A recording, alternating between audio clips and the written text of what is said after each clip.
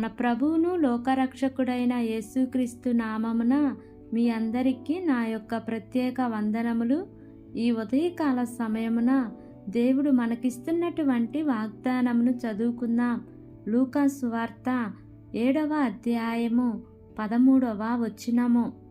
ప్రభువు ఆమెను చూచి ఆమె యందు కనికరపడి ఏడవవద్దని ఆమెతో చెప్పి దగ్గరకు వచ్చి పాడెను ముట్టగా మోయుచున్న వారు నిలిచిరి. ఆమేన్. దేవునికే మహిమ కలుగును గాక.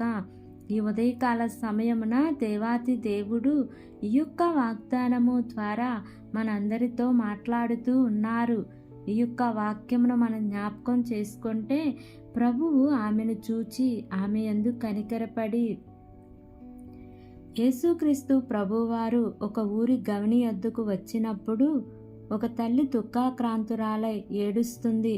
ఎందుకంటే ఆమెకు భర్త లేడు.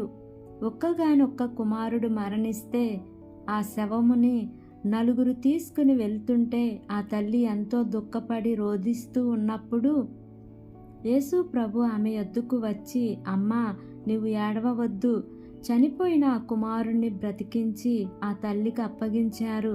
దేవునికే మహిమ కలుగును గాక. ఆ తల్లి దుఃఖంలో ఉన్నప్పుడు దేవునికి మొరపెట్టలేదండి.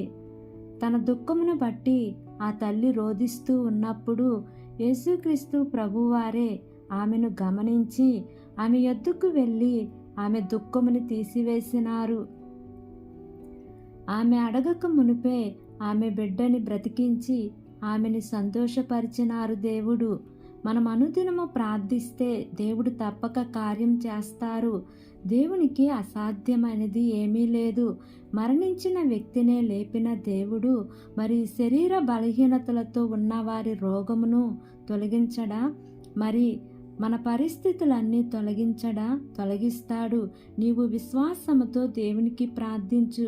తప్పకుండా నిన్ను కాపాడతారు, రక్షిస్తారు, నిన్ను బలపరుస్తారు. అట్టి కృప మీకు తోడైయుండును గాక. ఆమేన్. ప్రార్థన చేసుకుందాం. ప్రేమ కలిగిన యేసయ్యా, కృప కలిగిన దేవా, నీకు వందనాలు తండ్రి. నీకు స్తోత్రములు ప్రభువా. ఇంతవరకు నీ కృపలో మమ్మల్ని కాచి కాపాడిన విధానాన్ని బట్టి నీకు వందనాలు తండ్రి. ఈ ఉదయకాల సమయమున మీరు మాకు ఇచ్చినటువంటి ఇటు వాగ్దానాన్ని బట్టి నీకు వందనాలు ప్రభువా. ఎంతమంది బిడ్డలు ఈ వాక్యమును విని ఈ ప్రార్థనలో ఏకీభవిస్తున్నారో తండ్రి, ప్రతి కుటుంబాన్ని మీరు జ్ఞాపకం చేసుకోండియా. మీ మేలుల చేత వారిని తృప్తిపరచండి దేవా. ఏ కుటుంబంలో అయితే శాంతి సమాధానము నెమ్మది లేక జీవిస్తున్నారో తండ్రి, అట్టి కుటుంబాలలో మీ యొక్క శాంతిని, సమాధానమును, నెమ్మదిని మీరు వారికి అనుగ్రహించమని అడుగుచున్నాను ప్రభువా. మా దేశమును జ్ఞాపకం చేసుకోండి. దేశమును పరిపాలిస్తున్న ప్రతి అధికారుల కుటుంబాలను జ్ఞాపకం చేసుకోండి తండ్రి. వారందరికీ మంచి ఆరోగ్యమును దయచేయండి అయ్యా. వారు ఏ పని చేసినను వారి యొక్క పనులన్నిటిలో కూడా మీ యొక్క సఫలతను దయచేయమని అడుగుచున్నాను ప్రభువా. నూతనంగా ప్రారంభిస్తున్న ప్రతి కార్యక్రమంలో యేసయ్యా మీరు ముందుండి నడిపించండి దేవా. ఈ దినము ప్రయాణం చేస్తున్న ప్రతి బిడ్డను జ్ఞాపకం చేసుకోండియా. వారి యొక్క ప్రయాణాల్లో క్షేమాన్ని ఇవ్వండి తండ్రి.